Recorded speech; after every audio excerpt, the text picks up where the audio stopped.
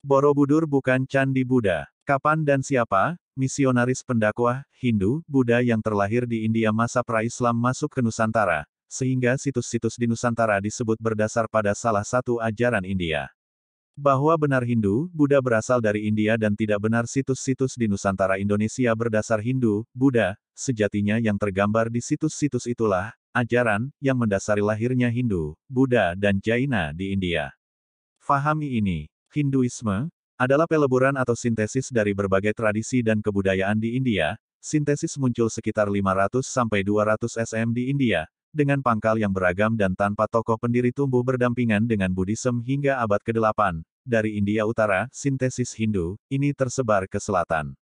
Akhir abad ke-18, Hindu, menjadi istilah padanan bagi orang India, yang bukan Muslim, bukan Sikh, bukan Jaina, bukan Kristen, bukan Buddha, mencakup berbagai penganut dan pelaksana kepercayaan tradisional yang berbeda-beda. Artinya, istilah Hindu itu sebagai antonim terhadap keyakinan lain, kemudian kata Hindu dengan tambahan akhiran isme ditambahkan sekitar tahun 1830-an untuk merujuk pada kebudayaan dan agama. Istilah tersebut diterima oleh orang India sendiri dalam hal membangun jati diri bangsa untuk menentang kolonialisme. Hindu sebagai tempat berhimpunnya aneka tradisi yang koheren dan independen, didukung oleh sanskritisasi, abad ke-19 di bawah dominansi kolonialisme Barat serta Indologi. Mulai saat ini istilah Hinduisme dipakai secara luas. Singkatnya, di India sebelum abad 9 lahir satu ajaran formal bernama diakui di India juga untuk membedakan bukan dua agama yang lahir abad 5 SM Buddha, Jaina juga bukan Islam dengan berbasis pada Veda. Pangkal dari Hinduisme adalah Brahmanisme, ajaran Weda kuno atau berbasis Vedic, yang dibawa kaum Saka Cakya Caka Aryan. Artinya pemahaman ini dibawa oleh pendatang, bangsa asli India bernama Dravida. Asal-usul agama di India dimulai masuknya bangsa Arya Cakya, Saka yang membawa perubahan yang sangat besar dalam tata kehidupan masyarakat India sejak 3102 SM sampai 1300 SM. Bahwa Arya bukanlah penghuni pertama India dan peradaban Harappa, Dravida, ada jauh sebelum kedatangan mereka. Ini berarti bahwa bangsa Arya atau budaya Veda bukanlah sumber tunggal awal peradaban di India, bahwa sumbernya berasal dari tempat lain. Perubahan tersebut terjadi karena bangsa Arya melakukan integrasi kebudayaan dengan bangsa asli India, Dravida, dan selanjutnya integrasi ini melahirkan tiga agama India. Bangsa Arya setelahnya mulai menulis kitab-kitab suci Weda. Kitab suci ini dituliskan dalam 4 bagian seperti Rigveda, Samaweda, Yajurveda, dan Atharva Weda. Kaum pendatang inilah manusia yang berasal dari Nusantara, nenek moyang leluhur kita kaum Saka Cakya Caka Aryan. Literasi kata ini terekam sempurna di Borobudur, dengan kata Mahecakya. Teks kalimat Mahabharata Udyogaparva, 108 dapat ditafsirkan bahkan disimpulkan bahwa, Timur, ini awal mula, ajaran, sebelum dibukukan menjadi kitab bernama Veda, lokasi yang ditunjuk sebagai Timur. Disinilah sang pencipta alam semesta pertama kali menyanyikan Veda. Artinya literasi kata Timur, pada kutipan di atas adalah Asia Tenggara. Nusantara Indonesia. Disinilah ajaran, dharmik original, berawal, berasal dan dipelajari jauh sebelum adanya ajaran yang terlahir di India. Jadi, pangkal dari Hinduisme adalah Brahmanisme, ajaran Weda kuno atau berbasis Vedic, yang dibawa kaum Saka Cakya Caka Aryan. Literasi teks kata Cakya tertera di relief dasar Borobudur, kini tidak dapat dilihat karena ditutup, bukan karena alasan teknis mau runtuh dan setelahnya dipublikasikan ada relief porno. Caka adalah kaum leluhur Nusantara, tertulis pada relief dasar Fuana Cakapala Borobudur dengan teks literasi kata Mahecakya. Bangsa Cakya, Sakaya Sitya Saka, Aryan yang agung, kaum Caka, sudah ada lebih dahulu jauh dari 78 dari saat menaklukkan Raja Salivahana, India. Angka tahun 78 ini yang disalah tafsirkan untuk menghitung awal tahun Saka di prasasti. Hingga sejarah bangsa Indonesia hilang atau dihilangkan sebelum tahun 78 Masehi, ini sangat merugikan kita semua. Berbagai praktik budaya baru seperti ritual pengorbanan yang semuanya membentuk dasar budaya Hindu, Veda, awal, dasarnya adalah ajaran leluhur kita, dharmik, adalah Dharma, Dhamma, Damo terekam pada literasi kata Kusala Dharma Bayjana di figura dasar relief Borobudur.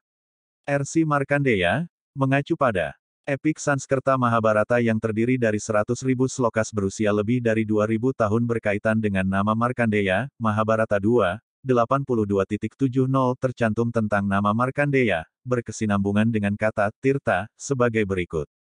Markandeya yang diberkati oleh Wisnu, melakukan banyak tapasya di Tirta. Ini adalah tempat Agnidra beristirahat, setelah membagi Jambudvipa di antara 9 putranya.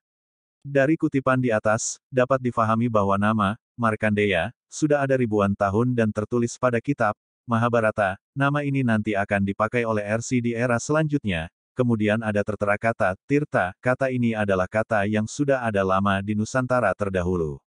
Kata Tirta berasal dari kata stiti. Stiti sama dengan berkelanjutan, memelihara, ta sama dengan kebenaran kehidupan yang benar. Kata ta sering dipakai untuk kata kerta. Agama di Bali pada awalnya bernama agama Tirta, kemudian menjadi Hindu Bali. Nama ini baru ditempel tahun 1950.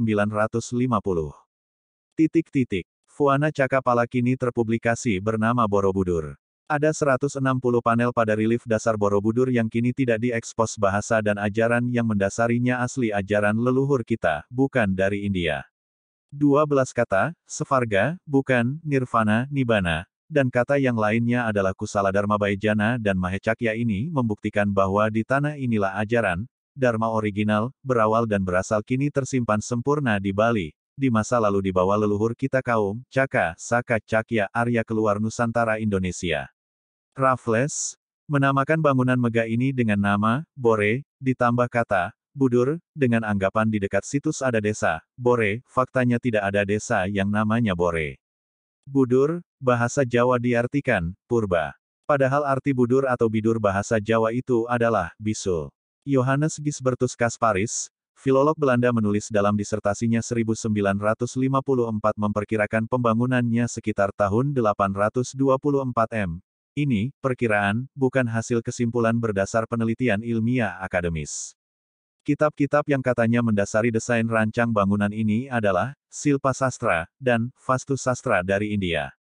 Faktanya, semua kitab-kitab itu baru ada pada abad 5 M. Bangunan megah ini sudah ada sebelumnya. Relief dasarnya yang tidak diekspos, terpublikasi dengan penamaan Karmawibangga. Ini menggunakan tafsir dari naskah Mahakarmawibangga, namun tidak sepenuhnya mengikuti naskah itu.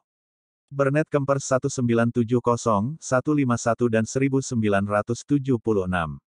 Borobudur, terpublikasi berdasar Mahayana, India, benarkah? Penggalian yang paling penting oleh para sarjana Buddhis Indonesia adalah konsep ketuhanan dalam Buddhism, yang diadopsi dari berbagai penelitian teks-teks kuno dalam buku Sang Hyang Kamahayanikan, ajaran leluhur bangsa Indonesia, yaitu konsep Hyang Widitunggal, dan atas dasar salah satu inilah, negara memasukkan Buddha menjadi salah satu agama resmi negara. Ketika Beku Asin Jinarakhita mencetuskan ide mengadakan upacara Trisuci Waisak secara nasional di Borobudur pada tanggal 22 Mei tahun 1953, mulai saat inilah terpublikasi Borobudur berdasar Mahayana. Seorang bikuni juga akademisi Thailand menyimpulkan hanya 50% yang berkesesuaian dengan biografi Y.M. Siddhartha Gautama dan selebihnya dia tidak paham. Di Nusantara pada abad 4 M sampai dengan 7 M, tidak tercatat misionaris India datang ke Nusantara. Peziarah Tiongkok yang datang ke Nusantara adalah untuk belajar dan mencatat ajaran dharmik original yang telah ada lama di Nusantara, bukan membawa ajaran dari negerinya disebarkan ke Nusantara. Palembang bukan pusat ajaran Buddhis. Catatan perjalanan ini diterjemahkan dan diberi catatan oleh Korean Recension dari teks bahasa Mandarin oleh James Legge. Peziarah Tiongkok yang datang ke Nusantara untuk belajar dan mencatat ajaran dari Nusantara, yang dibawa ke negerinya, bukan membawa ajaran Buddhism, lalu disebarkan ke Nusantara Indonesia terdahulu. Mereka adalah Sung Yun 518–521 Masehi. Di dalam ibu kota kerajaan didirikan kapel dengan konstruksi luar biasa, di mana ketujuh zat berharga telah digunakan. Raja menyucikan dirinya sesuai dengan aturan Brahmanis yang ketat. Kapel adalah sebutan untuk Borobudur oleh Sung Yun. Fahuan 337–422 M, yang dilihat fahuan bangunan dengan patung di dalamnya di samping pohon besar adalah situs Mendut. Pada tahun 399 sampai 414 Fahuan dalam perjalanan di Svarnadvipa mencatat, mengikuti Sungai Ponai, adalah Sungai Panai, Kampar, di tempat, di mana para pelajar pernah tinggal di situ dan melakukan gerakan, berjalan berputar, mengelilingi, tope, stupa juga 4 guru duduk di 4 sudut, di tempat ini, menara, telah didirikan. Pradaksina, Prasawiya, Tawaf di Muara Takus. Sung Yun 518-521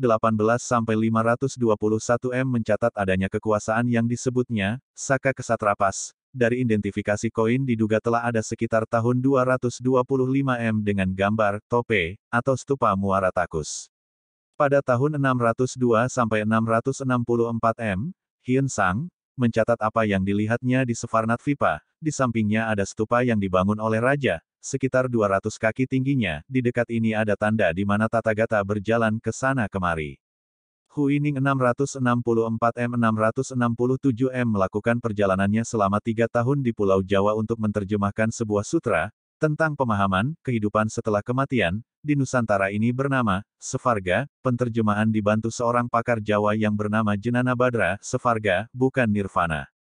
Ising atau Yijing, tahun 671 sampai 695 Pengelana asal Tiongkok yang datang ke Nusantara 3 kali berangkat dari Guangzhou berlayar 20 hari selama 10 tahun di Sriwijaya 685 sampai 695 Ia tinggal selama 6 bulan di Sriwijaya 2 bulan di Malayu untuk belajar. Atisa di Pamkara Richnana was born into royalty, his father was a king known as Kalyana Sri and his mother was Sri Prabhavati. Ia melakukan perjalanan ke Nusantara Svarnadvipa tinggal selama 12 tahun di sini lalu kembali ke India, meninggal di Nyetang, Tibet.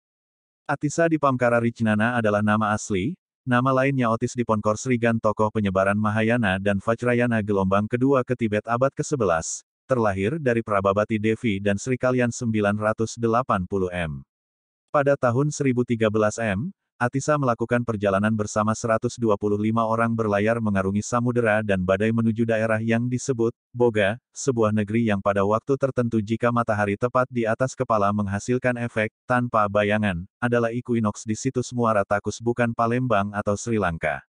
Dari 21 pemuda yang dikirim hampir semuanya meninggal dalam perjalanan dan hanya tertinggal 2 pemuda Rinchen Zangpo dan Legshai yang sudah menguasai bahasa Sanskerta. Sepulangnya 2 pemuda tersebut menyampaikan kepada raja bahwa yang tepat mengajar di Tibet adalah Atisa. Atisa di Pamkara Richnana tinggal selama 12 tahun di Nusantara Svarnadvipa belajar kepada guru besar bernama Serlingpa Dharmakirti. Atau Svarnadvipa Dharmakirti, kembali ke negerinya mengajar di Tibet selama 3 tahun dan wafat 1054 di Nyetang, Tibet. Di Svarnadvipa Nusantara pada masa yang lebih tua lagi, jauh sebelum zaman Veda dituliskan di India 6500 SM telah ada ajaran yang dianut yaitu, Dharma, ajaran asli Nusantara kaum Saka nenek moyang kita, disinilah sumber awal ajaran, Dharmik original, kemudian pada era setelahnya tercatat para tokoh pelopornya. Sanjaya, Sariputra, Dharmadasa, Dharmapala, Svarnadvipa Dharmakirti, Kumarila Bata, Adi Sankara, Kri Janayasa. Mereka putra Nusantara pelopor, Dharmik original, yang landmark di Muotakui, kini terpublikasi, Muara Takus, adalah pusat peradaban maju sebelum 78 Masehi yang membangun situs-situs di Nusantara juga Nalada di Bihar India di kemudian hari bernama Srivijaya dengan tokohnya Shailendra. Leluhur bangsa Indonesia terdahulu para Brahman, disebut oleh sejarawan Eropa sebagai Brahmanism, sebelum Veda dituliskan mereka adalah kaum Saka para Aryan membawa ajarannya, Dharmik original, keluar Nusantara mendasari lahirnya Buddhism, Hinduism dan Jainism jauh sebelum nama-nama yang tercatat di bawah ini yaitu Dharmadasa 700 sampai 620 SM, Dharmapala 670 sampai 580 SM. Sanjaya Belataputa 6 SM. Sariputra 568 sampai 484 SM. Svarnadvipa Dharmakirti 610 SM 520 SM, ada 2 nama pada masa berbeda. Kumarila Batai 618 sampai 540 SM. Adi Sankara 569 sampai 537 SM. Krijanayasa, Dapuntahiam 671 sampai 702 M. R.C. Markandeya, abad ke-9 M. Ajaran Brahmana, Dharmik, yang dibawa kaum Arya Cakya, Saka, adalah leluhur kita jauh sebelumnya dan di kemudian hari menjadikan munculnya penafsiran terhadap kitab suci Catur Veda yang melahirkan Aranyaka dan Upanishad. Veda, dipelajari dan ditafsirkan dengan bebas. Kebebasan ini menyebabkan timbulnya beberapa ajaran dan aliran yang berbeda-beda.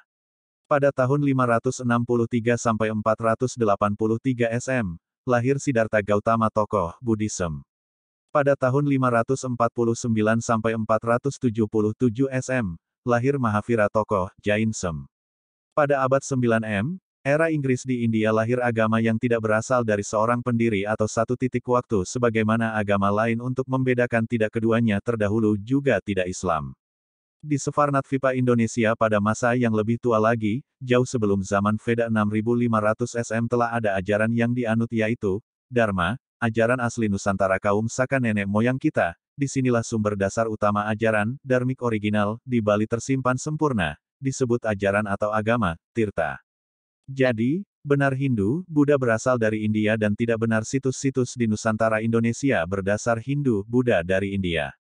Ajaran, yang tersimpan sempurna pada budaya Bali dan tergambar di situs-situs itulah, ajaran, yang mendasari lahirnya Hindu, Buddha dan Jaina dibawa oleh kaum, Caka, Saka, Cakya, Arya leluhur kita keluar Nusantara Indonesia.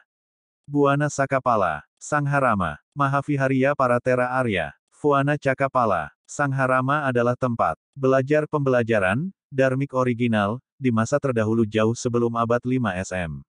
Mahatupa, Maha atau Mahe adalah berarti besar atau agung. Tupa adalah awal dari literasi kata, stupa, peziarah Tiongkok ke Nusantara menyebut kata ini dengan tope.